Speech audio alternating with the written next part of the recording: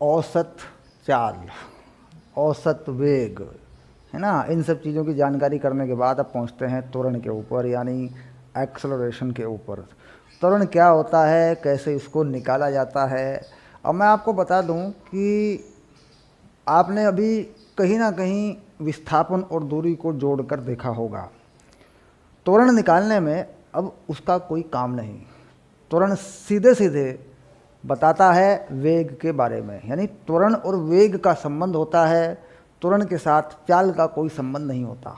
ठीक, तो अगर त्वरण की परिभाषा देखें तो ये होता है वेग परिवर्तन की दर, यानी किस दर से वेग बदलता है, या वेग परिवर्तन बटे समयांतराल, यानी कितने समय में कितना वेग बदल जाता है, ये है त्वरण। त्वरण एक सदिश राशि है, यानी उसमें दिशा, जैसे कि वेग और विस्थापन सदिश राशि हैं, उसी प्रकार त्वरण भी सदिश राशि है। तो उसका संबंध दूरी से, पथ की लंबाई से, चाल से, औसत चाल से कोई संबंध नहीं है उसका। वो निकलता है विस्थापन वेग के रास्ते पर, यानी पहले विस्थापन, फिर वेग, फिर त्वरण। त्वरण से क्या निकलेगा, वेग, वेग से क्या निकालें, विस्थापन, यानी यहाँ पर चाल और दूरी से कोई मतलब नहीं है। ठीक है, अब लिखते हैं त्वरण के बारे में, देखते हैं।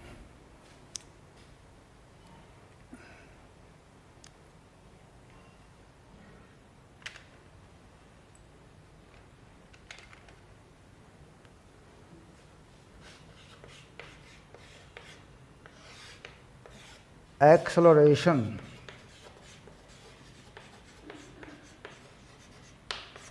यानी त्वरण। ओके,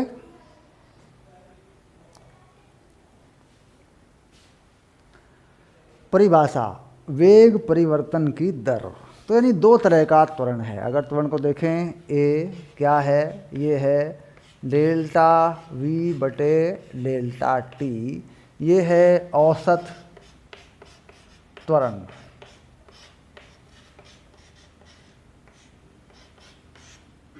और अगर इस डेल्टा टी को बहुत छोटा कर दें, समय अंतराल को बहुत कम कर दें, तो ये बन जाएगा तत्काल या तात्कालिक त्वरण, यानी इंस्टेंटेनियस एक्सेलरेशन।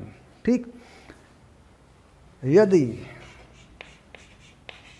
डेल्टा टी की सीमा शून्य है, यानी डेल्टा टी को बहुत कम कर दिया जाए, तो यही चीज़ बन जाएगी ए, इसे लिखेंगे फिर delta we by delta T की सीमा शून्य है। ठीक, तो ये क्या बन जाएगा, ये बन जाएगा तात्कालिक त्वरण। ठीक, अब यानी इंस्टेंटेनियस एक्सेलरेशन। चलो मैं अंग्रेजी में लिख देता हूँ इसको, इंस्टेंटेनियस एक्सेलरेशन।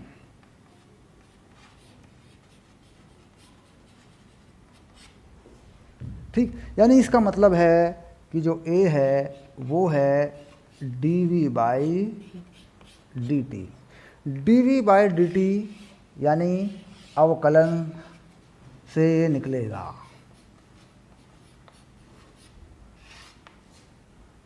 ठीक, यानी जो तात्कालिक त्वरण है वो उसी प्रकार है जिस प्रकार तात्कालिक वेग था जो अवकलन से निकलता था। ठीक, यानी डिस्प्लेसमेंट या पोजीशन, उसका डिफरेंशिएशन करेंगे, अवकलन करेंगे तो क्या मिलेगा, वेग मिलेगा। अगर वेग का अवकलन करेंगे तो क्या मिलेगा, त्वरण मिलेगा। तो कुल मिलाकर कुछ संबंध किस प्रकार का है, ऐसा है, अगर वेग निकालेंगे तो dx बाई डी टी होगा, विस्थापन बटे समय। ठीक, जहाँ समय अंतराल क्या होगा, शून्य के बराबर, लगभग शून्य के बराबर, बहुत छोटा। और अगर त्वरण निकालेंगे तो d v by d t. ठीक, ये किसके लिए, ये है तात्कालिक।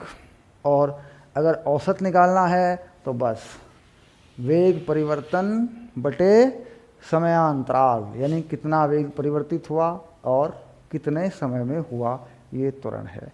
अगर इसके मात्रक की बात करें, तो मात्रक क्या होगा, तो वेग का मात्रक समय का मात्रक। ठीक, तो मात्रक क्या बन जाएगा इसका, इसका मात्रक बनेगा, यहीं पे लिखेंगे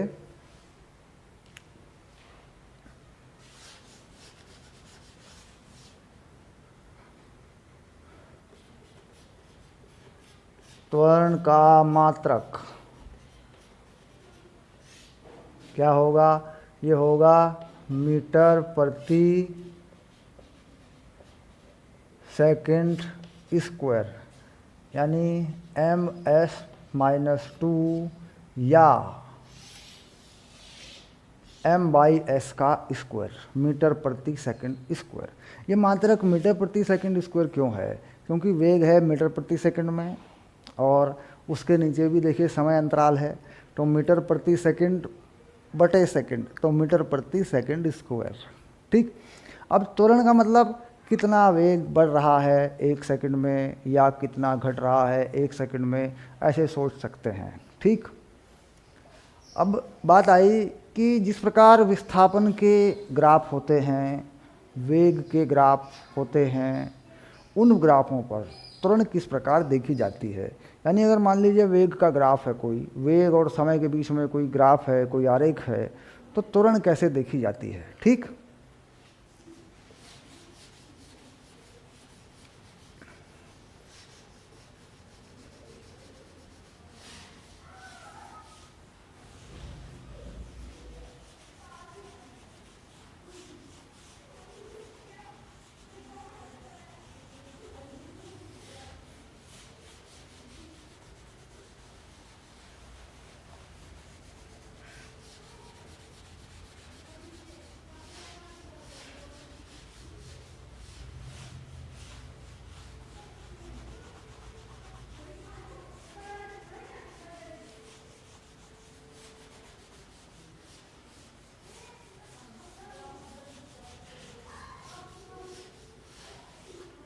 तो मान लेते हैं कि हम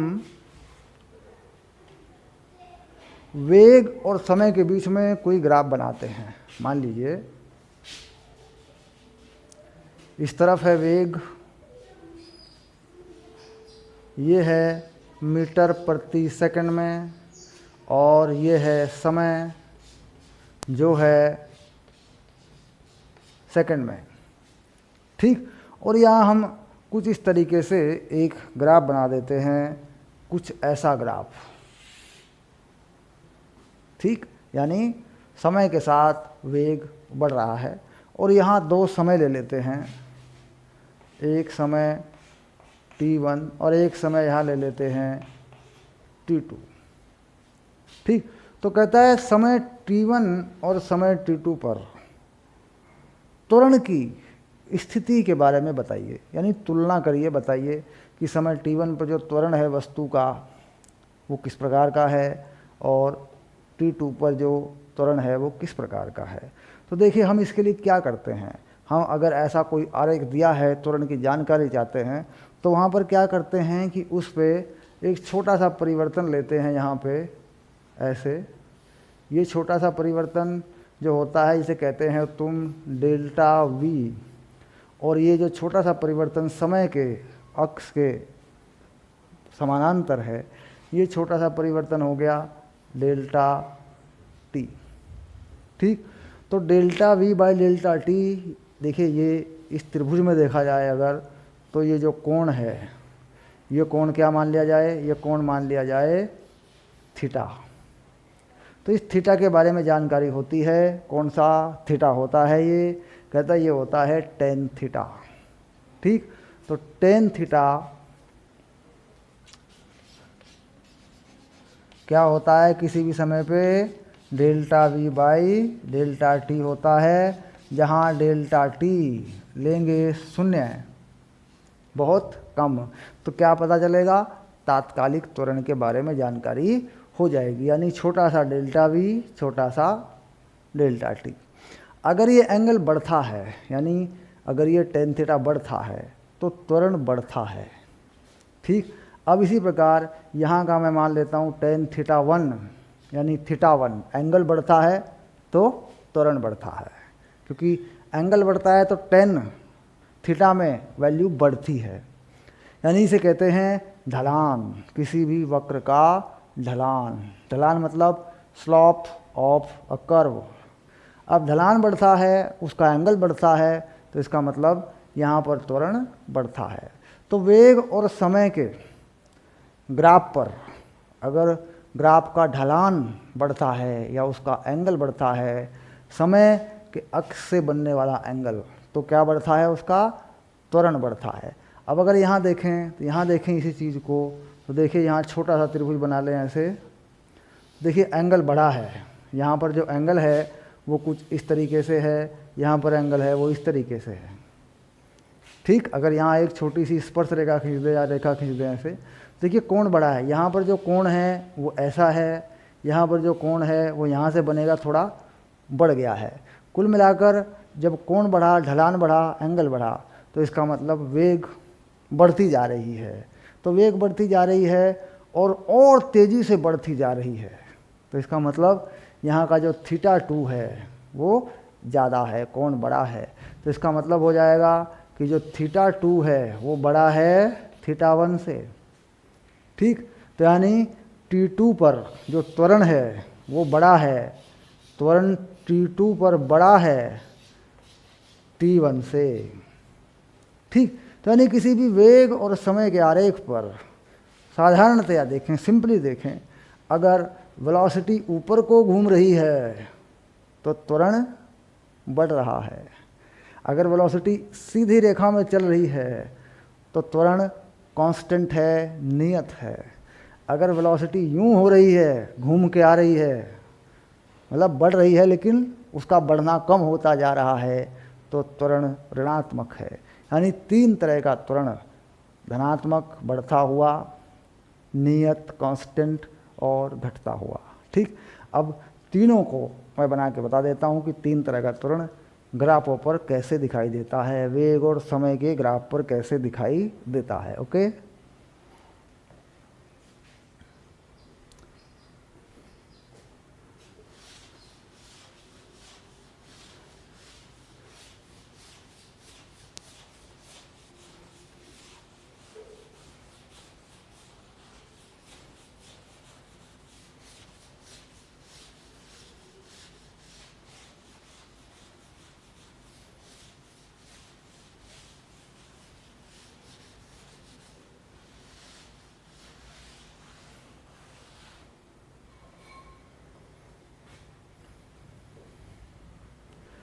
तीन ग्राफ, त्वरण नियत है, कांस्टेंट है, वेग और समय का ग्राफ, त्वरण बढ़ता है और त्वरण कम होता जाता है। ठीक,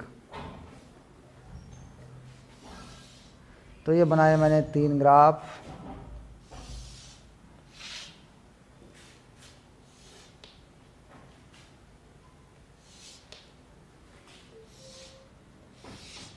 ठीक, तो यहाँ मैं लिखता हूँ कि जो A है वो नियत है, यानी वो कांस्टेंट है, वो बदलता नहीं है। तो यहाँ जो वेलोसिटी और समय के ग्राफ का कोण होगा वो फिक्स रहेगा, जो एंगल होगा वो फिक्स रहेगा, चाहे वो धनात्मक हो चाहे वो ऋणात्मक हो। ठीक, यानी मान लीजिए एक सीधी रेखा हो सकता है, ये सीधी रेखा है, देखिए यहाँ पर अगर कोई कोण बनाते हैं आप ऐसे, तो कैसा कोण बनेगा, धनात्मक, यानी इसका जो A है वो नियत है और धनात्मक है, A कैसा है, वो धनात्मक है, पॉजिटिव है, यानी वेग को बढ़ा रहा है। ग्राफ बता रहा है कि वेग को बढ़ा रहा है। अगर इस रेखा को नीचे की तरफ खींच दूँ तो A ऋणात्मक हो जाएगा, वेग को घटाने वाला हो जाएगा। लेकिन अगर ये एक सरल रेखा है तो इसका मतलब A नियत है, कांस्टेंट है। अब दूसरे ग्राफ में ये वेग है और ये समय है, ये देखिए इस तरीके से। ठीक, तो इसका मतलब कोण बढ़ रहा है, यानी बहुत तेज़ी से और तेज़ी से वेग बढ़ता जा रहा है, तो ग्राफ ऊपर को घूम रहा है वेग की तरफ। इसका मतलब A जो है वो बढ़ रहा है, यानी त्वरण जो है वो बढ़ता हुआ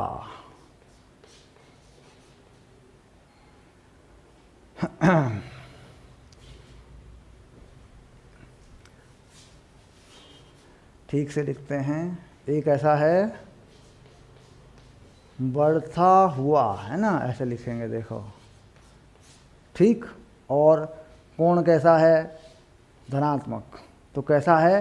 धनात्मक त्वरण है, बढ़ता हुआ है, वेग को और तेजी से बढ़ाता जा रहा है। तो इसका मतलब ए कैसा है? ए धनात्मक है, ठीक। अब यहाँ देखिए, अब कुछ ऐसा कर देता हूँ, ठीक। अब देखिए कोण घटता जा रहा है, ये है वेग और ये है समय। तो कोण क्या हो रहा है? घटता जा रहा है, यानी वेलोसिटी बढ़ तो रही है, ए धनात्मक तो है, लेकिन ए का मान बढ़ नहीं रहा है। तो इसका मतलब ए घटता हुआ,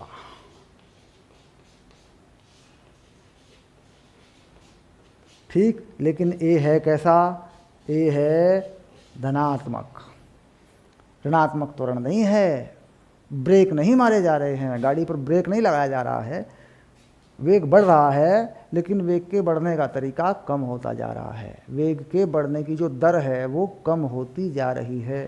तो कुल मिलाकर ये नियत त्वरण, ये बढ़ता हुआ त्वरण, ये घटता हुआ त्वरण, ठीक।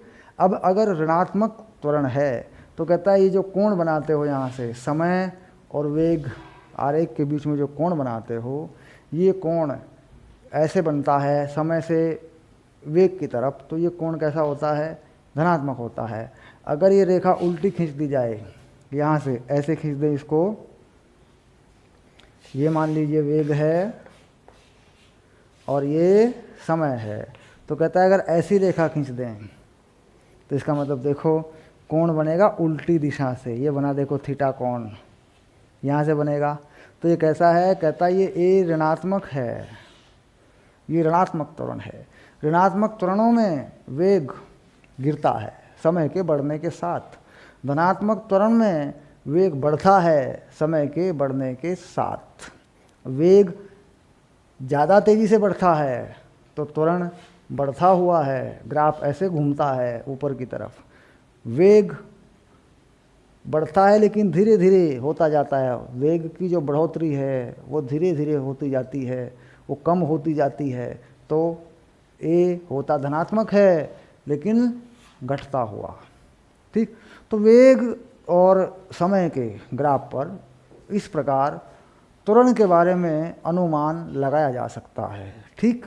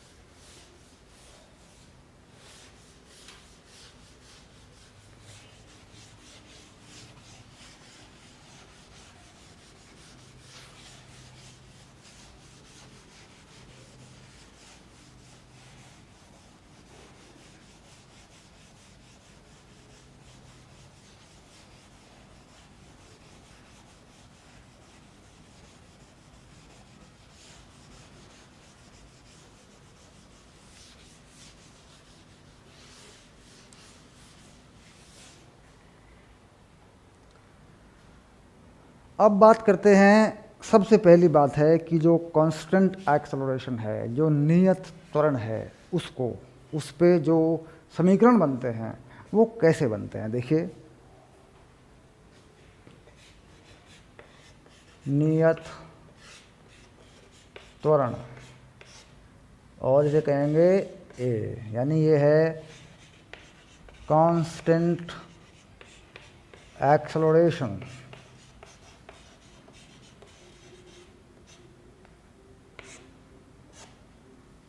अब अगर ए कांस्टेंट है तो चाहे वो औसत त्वरण हो, चाहे तत्कालिक त्वरण हो, चाहे एवरेज हो, चाहे इंस्टेंटेनियस हो, ठीक, वो एक ही मान होता है उसका।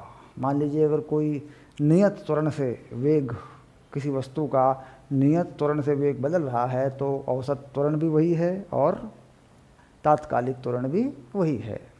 तो ऐसे में क्या करें, साधारणतया सिंपली लिख लें कि जो ए है वो है delta we by delta T. ठीक, अब यहाँ वेग को बदलें, वेग को लिख दें अंतिम वेग प्रारंभिक वेग और डेल्टा टी को लिख दें टी, ऐसे।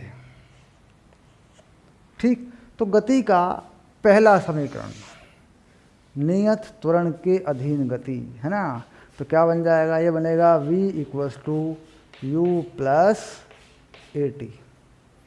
ठीक, लेकिन ये दिशा के साथ में है, यानी ये सदिश है। यहाँ पर सदिश राशि का निशान, सदिश राशि का निशान देखो ऐसा होता है, वेक्टर लिखते हैं यूँ। ठीक, आगे के अध्याय में बताऊंगा आपको। यहाँ पे ऐसा नहीं लिखते क्योंकि अभी हमने वेक्टर के बारे में नहीं पढ़ा है, तो लेकिन हम ये याद रखें कि ये सदिश है, यानी एक दिशा के लिए काम करेगा। ठीक, इसमें अगर सीधे सीधे मान डालेंगे तो एक दिशा के डालेंगे। अगर कोई दिशा धनात्मक है तो वैल्यू धनात्मक, कोई वापस आ रहा है तो ऋणात्मक, यानी पॉजिटिव नेगेटिव करके मान इसके डालेंगे। ठीक,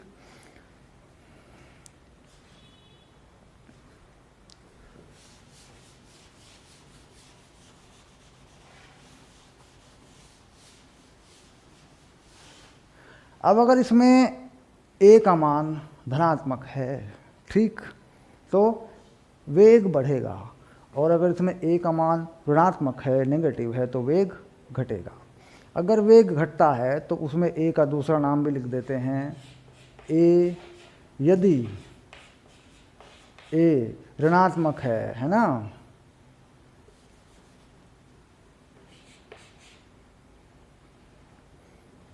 ऋणात्मक है ना,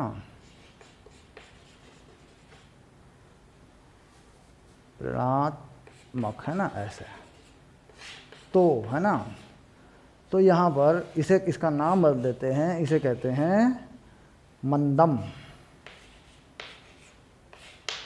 ठीक, मंदम को अंग्रेजी में बोलते हैं रिटार्डेशन।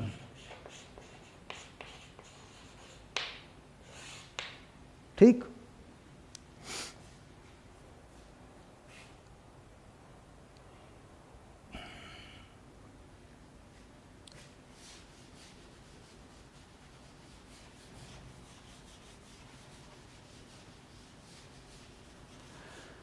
तो ए का मान धनात्मक हो सकता है, ऋणात्मक हो सकता है। ठीक है, यानी वो वेग को बढ़ा सकता है और घटा सकता है। ग्राफ कैसा होगा, अगर आरेख बनाएं तो जैसा मैंने अभी बताया,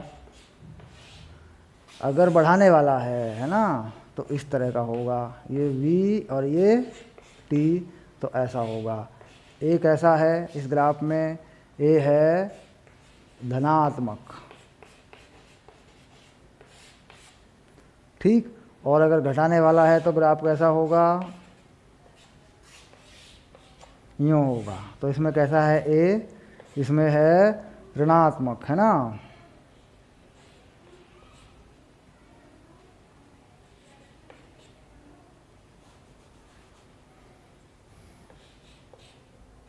ऐसे ही बना देता हूँ। ठीक है, ये शब्द बनता नहीं है, ऋणात्मक है ना, ऐसे बना देता हूँ, नेगेटिव है ना। तो ये हो गया धनात्मक और ऋणात्मक त्वरण और उसका आरेख। वैल्यू जब लगाओगे, जब मान लगाओगे, तो ए का मान कैसा लगाओगे, अगर वो वेग को बढ़ा रहा है तो प्लस में करके लगाओगे, और अगर वो ब्रेक लग रहा है, कम है, जब वेग को कम कर रहा है तो उसको माइनस में करके लगाओगे। ठीक, तो कुल मिलाकर नियत त्वरण में ये पहला समीकरण है आपका, v बराबर u plus a t, v equals to u plus a T.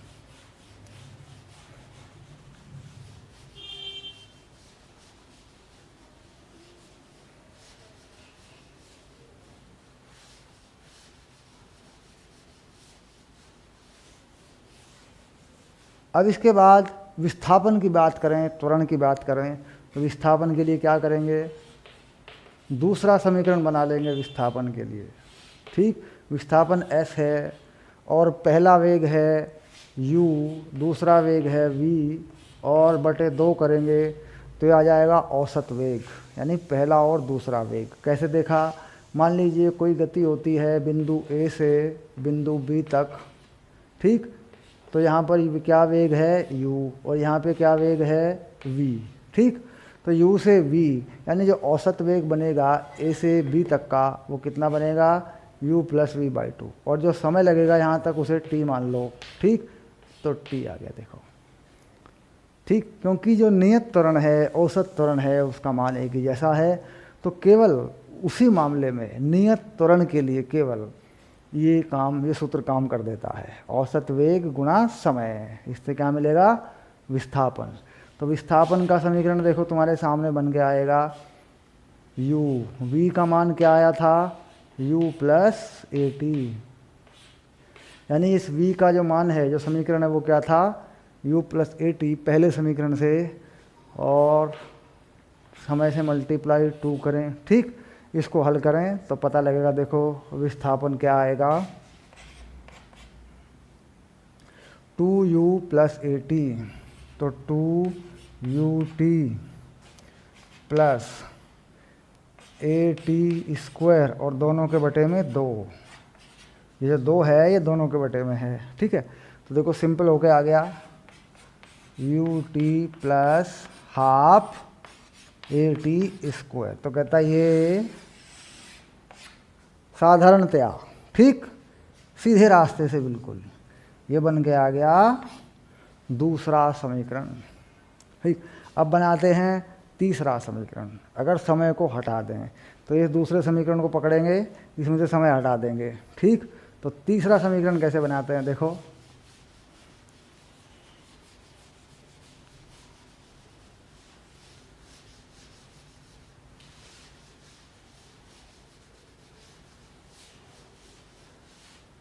s क्या था, u प्लस वी बाई 2, ये था समय, ठीक। तो अगर समय को निकालना चाहें पहले ही समीकरण से, अगर समय को निकालें तो कितना आएगा समय। तो पहला समीकरण क्या है, पहला समीकरण है v बराबर u प्लस ए टी, यहाँ से t निकालते हैं तो t कितना हो जाएगा, v माइनस यू बाई ए, ठीक। तो v माइनस यू बाई ए, ये u इस तरफ जाएगा, a नीचे आ जाएगा, तो t का मान आ जाएगा, ठीक। इस t के मान को यहाँ रख दो, तो ये आ गया s u plus v by 2, और t का मान v minus u by a. अब देखो यहाँ देखें v plus u, v minus u, तो ये क्या है, ये है एक formula a square minus b square, गुणनखंड का फार्मूला होता है ये। तो लगा दिया v का वर्ग माइनस u का वर्ग, और नीचे का आ गया 2a, इसे सरल कर दिया, v square you square plus 2as।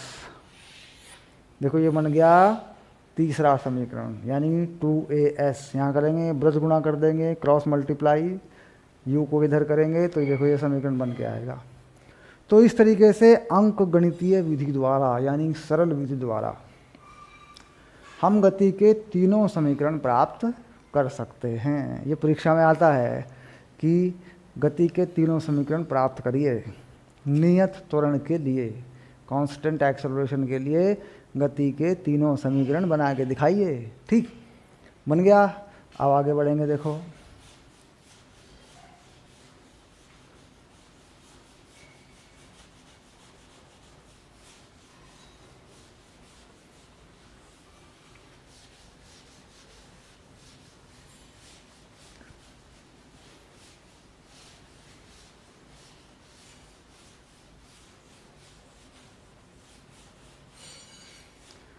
अब हमें ज़रूरत पड़ेगी अवकलन के एक और अनुप्रयोग की, जिसे तुम कहते हो समाकलन, यानी इंटीग्रेशन। इंटीग्रेशन मतलब जोड़ते जाना, जोड़ना जोड़ना मतलब गुणा करना, घटाना घटाना मतलब भाग करना, ठीक। डिवाइड करना घटते जाना, और जोड़ते जाना तो गुणा करना, ठीक। तो अब बात करेंगे इंटीग्रेशन के बारे में। जिसमें हमें इंटीग्रेशन के एक दो फॉर्मूले देख करके वो कैसे काम करता है ये समझना है, और इंटीग्रेशन की विधि से, समाकलन की विधि से ये समीकरण जो अभी हमने तीनों बनाए हैं हम कैसे बना सकते हैं। तो बात करेंगे समाकलन के बारे में, और समाकलन को जोड़ देंगे बाद में त्वरण के साथ, वेग के साथ और विस्थापन के साथ। ठीक है।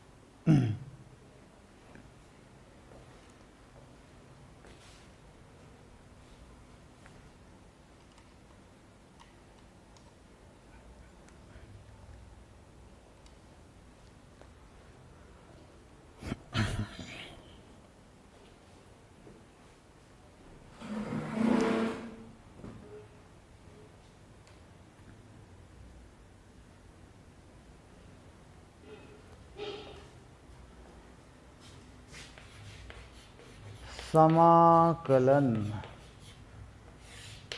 यानी इंटीग्रेशन।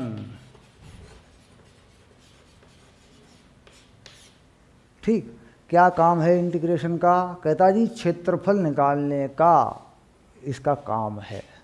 इसका जो कार्य है वो है गणित के अंदर क्षेत्रफल निकालने का काम है, एरिया निकालता है ये। अब देखो कैसे निकालता है ये एरिया। मान लीजिए हमारे पास एक ग्राफ है y और x में, ठीक, और एक सरल रेखा का संबंध है ऐसे, और इस रेखा का जो समीकरण है वो है y = x + 2। इस रेखा का समीकरण है ये। ठीक, रेखा x 0 से शुरू होती है और आगे बढ़ती जाती है। ठीक, अब ये कहता है अगर इस रेखा को x = 2 तक माना जाए, x = 1, x = 2, ठीक, यानी इस रेखा में जो x की सीमा है वो बांध दी जाए, बता दी जाए कि ये 1 और ये 2 तक है बस। तो y का मान कितना होगा? अगर मैं x का मान यहाँ 2 रख दूँ तो y कितना पहुँचेगा? 3 तक पहुँच जाएगा। देखो तो यहाँ पर जो y का मान है वो कितना आ जाएगा? 3। और 1 पे y का मान कितना आ जाएगा? x, 2 पे y का मान 4 है ना, 4 आ जाएगा यहाँ पे। और x1 पे y का मान 3 आ जाएगा।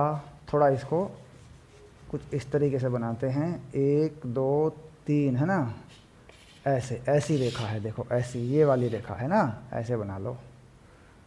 x1 पे y का मान 3 है ना, ठीक करके बनाओ। 1 पे y का मान 3 और यहाँ पे लाएं तो ऐसे बना लो, ऐसे, ठीक, यूँ। तो जो 1 पे y का मान है ये 3 है और 0 पे y का मान क्या है? 2 है। ठीक, देखो इस तरीके से बन जाएगा। तो ये जो रेखा है ये वाली है ना, इसकी बात हो रही है, ये रेखा जो है ये वाली। ठीक,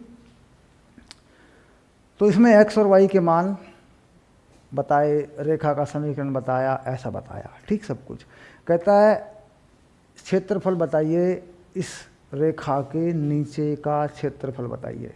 कौन सा क्षेत्रफल बताना है? रेखा और x अक्ष के बीच का क्षेत्रफल बताइए। ठीक, तो क्या तरीका है? कहते हैं कि थोड़ा सा कहीं पे, किसी भी x पे एक थोड़ा सा dx अपनी तरफ से काट लो, dx बना लो। यानी ये जो थोड़ा सा मैंने दिखाई पट्टी, इसकी मोटाई क्या है? कहता है इसको मान लो dx। dx यानी डेल्टा x, बहुत छोटा सा x का कोई मान। और जहाँ पर तुमने ये पट्टी काटी है यहाँ तक की वैल्यू को y में मान लो y, ठीक, और x में मान लो इसको x, ऐसे, यानी y और x इसमें रहते हैं। यानी ये जो समीकरण है, यही समीकरण में कोई y है, कोई x है। जहाँ x है वहाँ छोटी सी एक पट्टी काटी dx। कहता है जो पट्टी दिखाई गई है इसका क्षेत्रफल क्या होगा। ठीक, तो लिखेंगे dx मोटाई की आयताकार पट्टी का क्षेत्रफल, आयताकार पट्टी का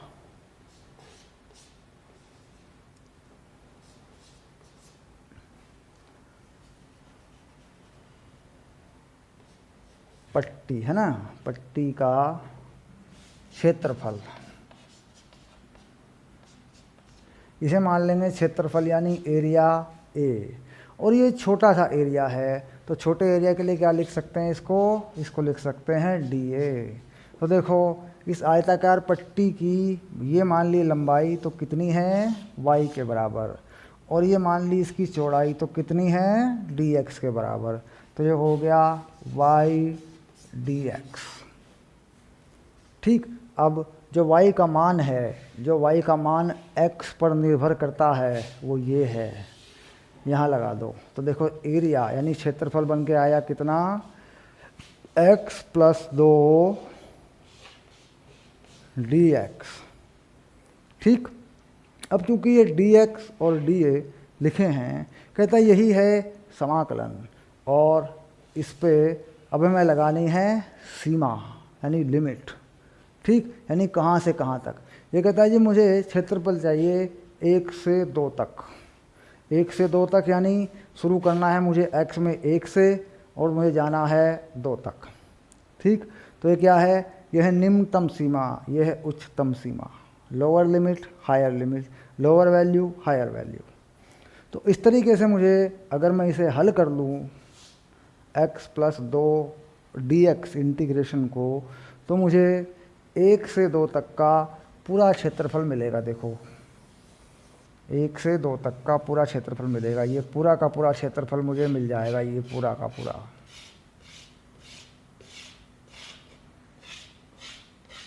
रेखा और x अक्ष के बीच में जितना भी क्षेत्रफल है ये सब मुझे मिल जाएगा। अगर देखा जाए तो त्रिभुज और चतुर्भुज के पदों में भी इस क्षेत्रफल को आप निकाल सकते हैं। एक त्रिभुज बना लो, एक आयत बना लो, आयताकार का क्षेत्रफल तो भी निकल सकता है। लेकिन ये चूँकि मैंने सरल रेखा ली है, इसके अलावा भी बहुत सारी चीज़ें हो सकती हैं। तो कुल मिला के मैथमेटिक्स में, गणित में एरिया निकालने का जो प्रयोग है या अनुप्रयोग है वो किसका है, इंटीग्रेशन का है। अब मान लीजिए मैं इंटीग्रेशन की बात करता हूँ, तो इंटीग्रेशन में क्या करते हैं, डिफरेंशिएशन का उल्टा करते हैं, अवकलन का उल्टा। अगर मैं इस dx को यहाँ से हटा लूँ, इसके नीचे ले आऊँ, तो क्या बन जाएगा, dA/dx। तो यानी डिफरेंशिएशन है किसी का। अब डिफरेंशिएशन में क्या होता है, जो घात होती हैं वो कम होती हैं, इंटीग्रेशन में क्या होता है, जो घात होती हैं वो बढ़ जाती हैं। सिंपल सी बात है। अब इंटीग्रेशन के कुछ फार्मूले, जो मुख्य फार्मूले हैं वो मैं लिख देता हूँ। इंटीग्रेशन काम कैसे करता है ये आपने देख लिया। ठीक, जब उदाहरण दूंगा मैं तो फिर मैं इंटीग्रेशन का इस्तेमाल करके दिखाऊंगा आपको, तो आपको पता लग जाएगा कि ऐसे पावर बढ़ती है, ऐसे इंटीग्रेशन काम करता है। ठीक।